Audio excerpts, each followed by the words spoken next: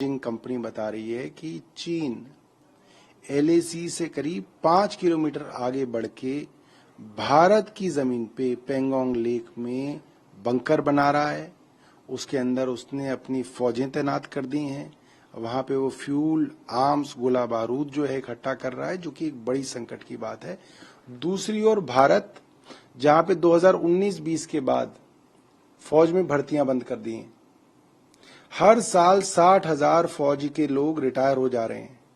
तो पिछले 5 सालों में 3 लाख लोग भारत की फौज में कम हो गए। हम फौज के अंदर जो है लोगों को भर्ती नहीं कर रहे हैं, देश में बेरोजगारी फैला रहे हैं, और चीन जो है हमारे घर में घुस रहा है। ये बहुत गंभीर बात है और केंद्र सरकार को इस पर तुरंत कार्रवाई करनी चाहिए। इस पे मल्लिकार्जुन कि अपना अतिक्रमण का दायरा फैलाता जाए।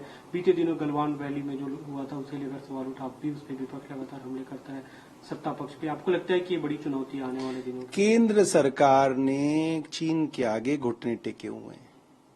चीन का ज्यादा व्यापार भारत से है, भारत के ऊपर आश्रित है चीन, मगर हम चीन के साथ व्यापार नहीं बंद कर पा रहे हैं।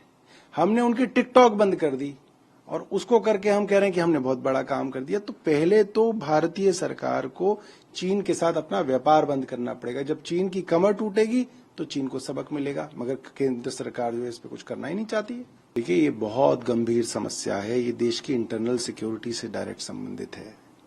नॉर्थ ईस्ट, जहां पे चाइना धीरे धीरे अपने कदम बढ़ा रहा है, उसी नॉर्थ ईस्ट के अंदर जहां पे दशकों तक डिस्टर्बेंसेस चली, अलगाववाद चला, इंसर्जेंसी चली, उस नॉर्थ ईस्ट के अंदर एक पूरा राज्य लगभग सिविल वॉर की तरह जो है 1 साल से जल रहा है, और देश का प्रधानमंत्री वहां पे जाना ही नहीं चाहते हैं।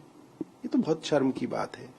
आपके पास विदेशों में घूमने का समय है, आपके पास अपने देश के अंदर हाथरस जाने का समय नहीं है, और विपक्ष के नेता लगातार जो है ऐसी जगहों पे जा रहे हैं। ये भारतीय सरकार के लिए बहुत बड़ी चुनौती है। चीन कंपनी बता रही है कि चीन एलएसी से करीब 5 किलोमीटर आगे बढ़ के भारत की जमीन पे पेंगोंग लेक में बंकर बना रहा है। उसके अंदर उसने अपनी फौजें तैनात कर दी हैं। वहां पे वो फ्यूल, आर्म्स, गोला बारूद जो है इकट्ठा कर रहा है, जो कि एक बड़ी संकट की बात है।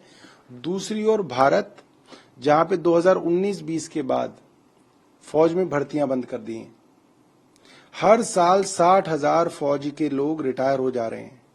तो पिछले 5 सालों में 3 लाख लोग भारत की फौज में कम हो गए। हम फौज के अंदर जो है लोगों को भर्ती नहीं कर रहे हैं, देश में बेरोजगारी फैला रहे हैं, और चीन जो है हमारे घर में घुस रहा है। ये बहुत गंभीर बात है और केंद्र सरकार को इस पर तुरंत कार्रवाई करनी चाहिए। इस पे मल्लिकार्जुन कि अपना अतिक्रमण का दायरा फैलाता जाए।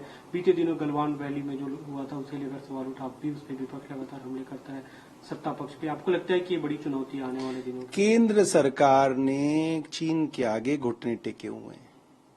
चीन का ज्यादा व्यापार भारत से है, भारत के ऊपर आश्रित है चीन, मगर हम चीन के साथ व्यापार नहीं बंद कर पा रहे हैं।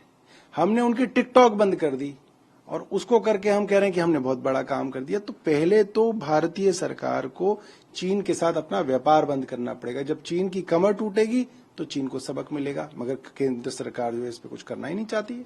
देखिए, ये बहुत गंभीर समस्या है। ये देश की इंटरनल सिक्योरिटी से डायरेक्ट संबंधित है।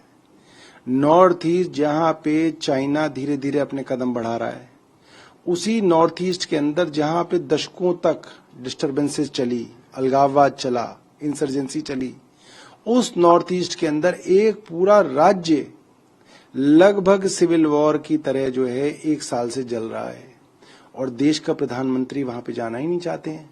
ये तो बहुत शर्म की बात है। आपके पास विदेशों में घूमने का समय है, आपके पास अपने देश के अंदर हाथरस जाने का समय नहीं है, और विपक्ष के नेता लगातार जो है ऐसी जगहों पे जा रहे हैं। ये भारतीय सरकार के लिए बहुत बड़ी चुनौती है।